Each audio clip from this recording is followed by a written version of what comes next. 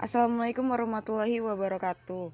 Kami dari kelompok 6 yang beranggotakan Hasifah Putri Sobari, Wijayanti, Rizka Rahmawati, Stefania Viva Sudarmaji, dan Ika Indah Puspitasari ingin menyampaikan materi mengenai dinding. Pertama, pengertian dinding. Dinding adalah konstruksi vertikal pada bangunan yang melingkupi, memisahkan, dan melindungi ruangan-ruangan interiornya. Dinding dapat berupa struktur penopang dengan konstruksi homogen dan komposit yang direncanakan untuk mendukung beban dari lantai dan atap.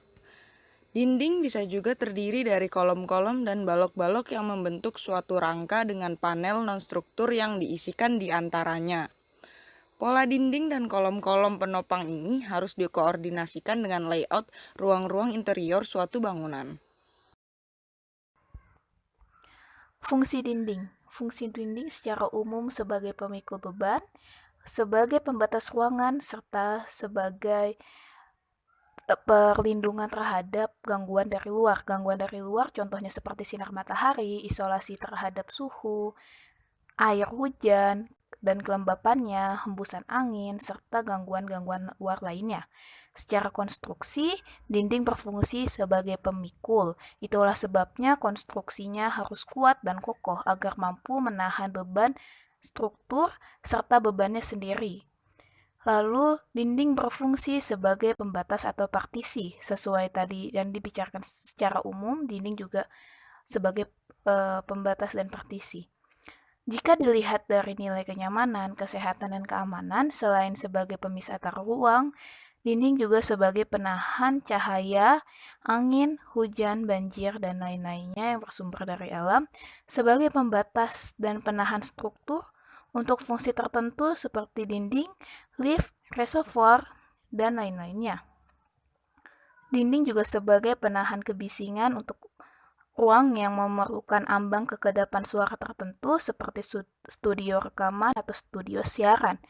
Dinding juga sebagai penahan radiasi sinar atau zat-zat tertentu seperti ruang radiologi, ruang operasi, laboratorium, dan lain-lainnya. Dinding juga sebagai artistik tertentu dan penyimpan surat-surat berharga seperti brankas, di bank, dan lain-lainnya. Pada slide kali ini dan seterusnya kita akan membicarakan tentang macam-macam dinding. Dinding dapat dibedakan menjadi dinding interior, dinding eksterior, dan dinding yang memiliki fungsi khusus. Dinding interior sendiri adalah dinding yang dipakai di dalam ruangan. Dinding interior memiliki dua jenis. Yang pertama, dinding permanen atau dinding masif. Ada juga dinding partisi. Dinding partisi ini merupakan sekat pembatas yang dapat diangkat atau dipindahkan. Dinding eksterior. Dinding eksterior adalah dinding yang letaknya di luar ruangan.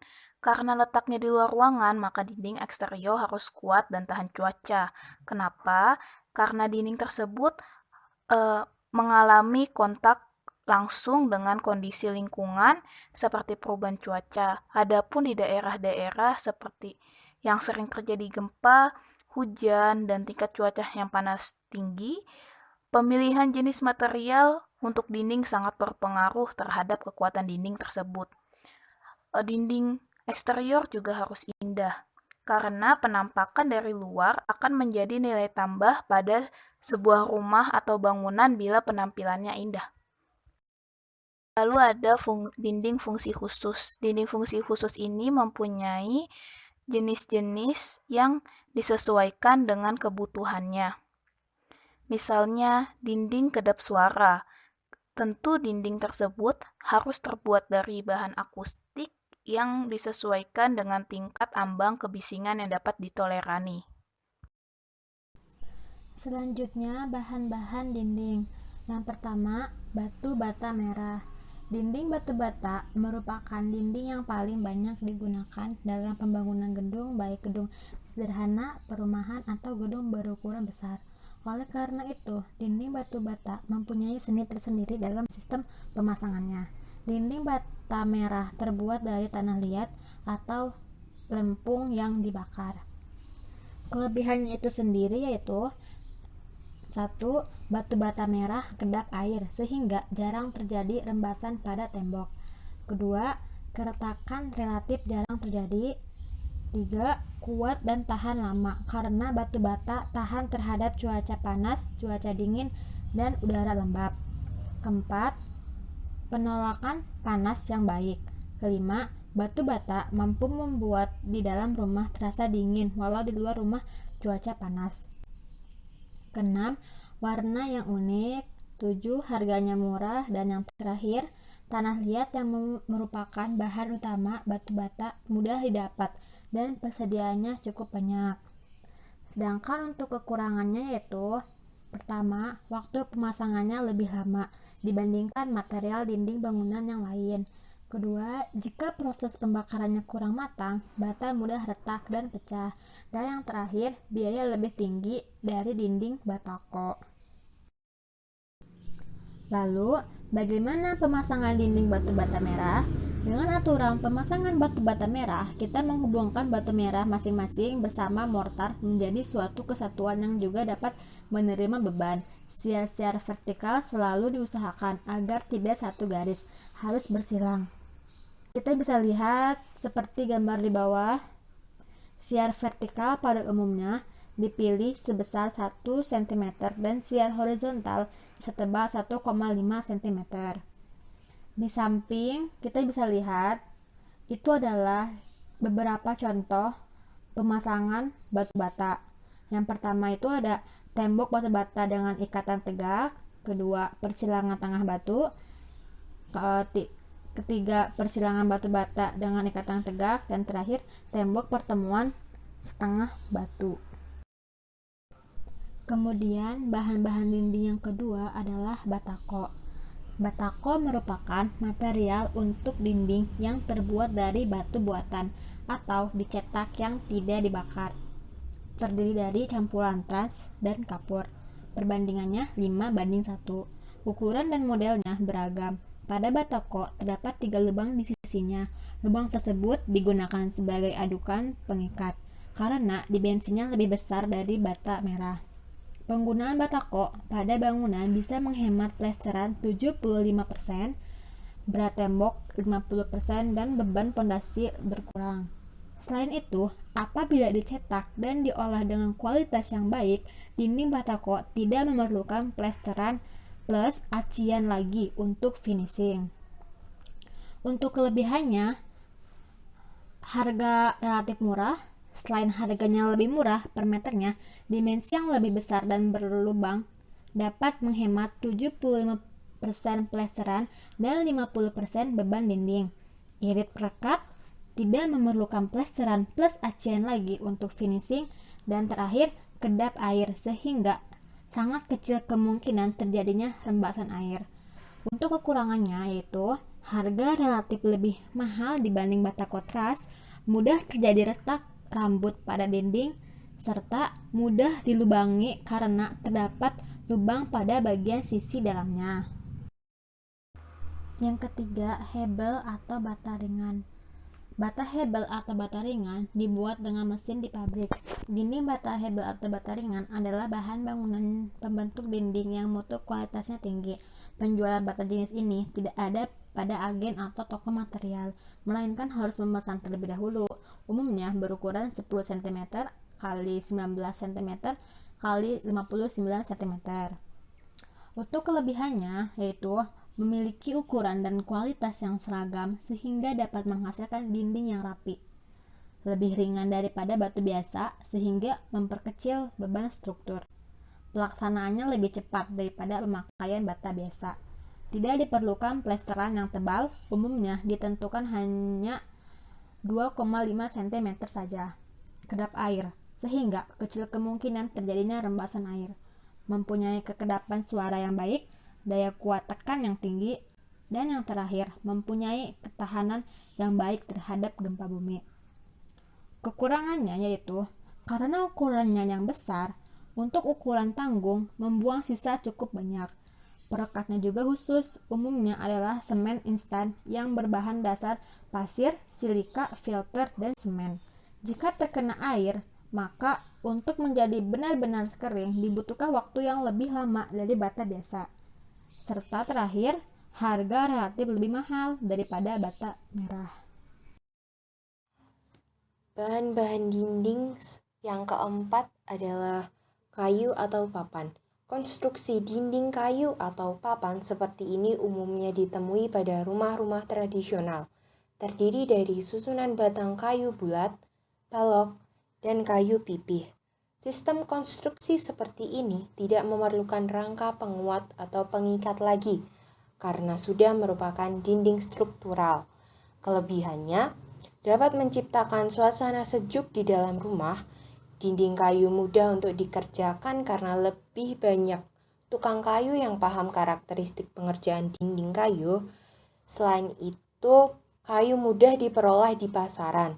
Dinding kayu juga memiliki bobot yang ringan serta mudah dibentuk. Kekurangannya, dinding kayu tidak tahan api dan rayap, tidak tahan terhadap air, dan pada sambungannya harus dikerjakan secara hati-hati karena sifat kayu yang mudah susut menyebabkan terjadinya renggangan. Yang kelima adalah batu alam. Dinding batu alam biasanya terbuat dari batu kali utuh atau pecahan batu cadas. Prinsip pemasangannya hampir sama dengan batu bata, di mana siar vertikal harus dipasang selang-seling. Untuk menyatukan batu diberi adukan campuran. Perbandingannya adalah 1 kapur dan 1 teras untuk bagian dinding di bawah permukaan tanah. Setengah Portland semen, 1 kapur, dan 6 pasir untuk bagian dinding di atas permukaan tanah. Dinding dari batu alam umumnya memiliki ketebalan minimal 30 cm, sehingga sudah cukup kuat tanpa kolom praktis. Kelebihannya, terkesan natural, elegan, dan mewah. Tidak cepat rusak jika dipasang pada dinding. Ukurannya fleksibel, dapat disesuaikan dengan kebutuhan.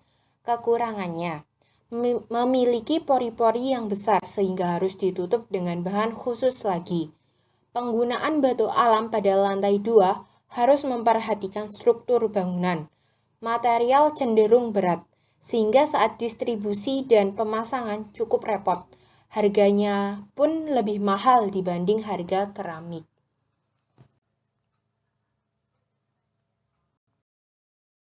Yang keenam adalah bambu. Dinding bambu adalah konstruksi dinding sederhana yang menggunakan pemanfaatan bambu sebagai pengganti material yang lain. Kelebihannya, mudah digunakan dan murah. Cara penyambungannya cukup dengan paku dan ijuk yang kuat. Material yang sangat lentur dan dapat dengan mudah kita bentuk sesuai dengan keinginan. Kekurangannya, memiliki nilai keawetan yang cukup terbatas. Mudah terbakar, mudah dimakan rayap. Mutu bambu biasanya dipengaruhi oleh masa potong, perawatan, pengeringan, dan pengawetan bambu. Baik, selanjutnya yaitu wall finish atau pelapis dinding. Kita masuk ke pendahuluan. Dinding yang telah selesai dipasang perlu dilindungi atau ditutup dengan suatu lapisan dari adukan spesi, agar tembok itu lebih rapi dan indah. Khusus di bidang dinding bagian bawah yang berhubungan langsung dengan tanah, diplester kedap air setinggi kurang lebih 20 cm. Pada sudut-sudut tembok sering terjadi cacat akibat benturan benda keras. Adukan untuk plester bagian sudut harus dibuat lebih kuat dari bagian lainnya. Sedangkan untuk bagian beton bertulang, sebelum plesteran dimulai, permukaan beton sebaiknya diberi cairan semen kental. Hal tersebut dimaksudkan agar antara plesteran dan bagian permukaan beton dapat menyatu dengan kuat. Berikutnya plester dan acian bidang tembok. Setelah dinding terpasang sampai atas, mulailah melakukan pelapisan penutup dinding bata. Pelapisan dilakukan dengan diplester untuk dinding dalam, dinding luar atau batas kafling, biasanya hanya disawut atau plesteran tanpa dihaluskan serta tanpa diaci. Dan untuk perbandingan campurannya, silakan teman-teman bisa memahaminya dengan seksama. Kemudian ada pun syarat-syarat memplester tembok. Yang pertama yaitu ada tembok yang akan diplester harus datar. Sebelum memulai memplester, tembok harus digaruk dengan sapu lidi dan kemudian dibersihkan dengan air tawar. Selanjutnya, tebal lapis plester hanya 1-1,5 cm. Adukan yang dipakai 1 kapur, 1 teras, dan 3 pasir. Bila perlu dapat dibuat 1 semen dan 3 pasir. Hal-hal yang perlu diperhatikan dalam memplester tembok. Yang pertama yaitu bahan adukan plester seperti pasir, teras, dan kapur yang telah dicampur rata harus diayak dulu, supaya butiran-butiran kasar tidak ikut tercampur. Yang kedua, usahakan jangan menggunakan adukan bekas tembok lama karena daya lekatnya kurang. Yang terakhir, pada pekerjaan mengaci, bila dalam ember kapur, air kapurnya sudah habis, hanya tinggal butiran-butiran kasar yang harus dibuang dan diganti dengan campuran yang sama dan baru. Dan untuk pelaksanaannya bisa kita simak sama-sama. Selanjutnya, permasalahan pada dinding beserta solusinya. Permasalahan yang pertama yaitu rembesan air pada dinding biasanya disebabkan oleh atap rumah yang bocor. Solusinya yang pertama, tutupi tembok yang retak dengan adukan semen dan aquaproof. Kedua, perbaiki genteng, mulai dari nok atap hingga dudukan genteng secara keseluruhan. Permasalahan yang kedua, retakan karena kualitas beton dinding basement yang jelek, tebalan plesteran dan acian yang tidak sempurna, sehingga dinding mudah retak. Karena adanya beban terpusat, penyusutan dan pemuaian kusen kayu dan faktor alam. Solusinya, yang pertama, injection dengan metode grouting, yaitu memasukkan bahan yang bersifat encer atau cair, berisi campuran air dan semen ke dalam celah atau retakan untuk perbaikan tanah atau beton, kemudian diinjeksi dengan tekanan sehingga bahan tersebut mengisi retakan atau celah sampai bahan tersebut mengeras sehingga daya dukungnya menjadi meningkat. Yang kedua, exposure injection, menyiapkan cairan kimia khusus yang sifatnya mengikat dan cepat kering. Selanjutnya grouting pada daerah retakan, lalu mengganti plesteran dengan yang baru. Permasalahan yang ketiga yaitu efflorescence atau kotoran putih yang berbentuk bunga-bunga. Ini terjadi saat dinding mengering.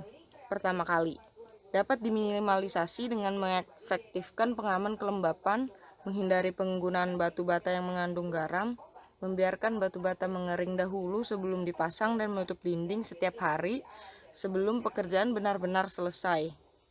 Kelebihannya, pada efflorescensi ini akan hilang pada saat hujan dan tidak perlu perawatan khusus. Permasalahan yang keempat yaitu adanya noda, seperti efflorescence tetapi tidak bisa hilang saat hujan, biasanya akibat tumpukan kapur.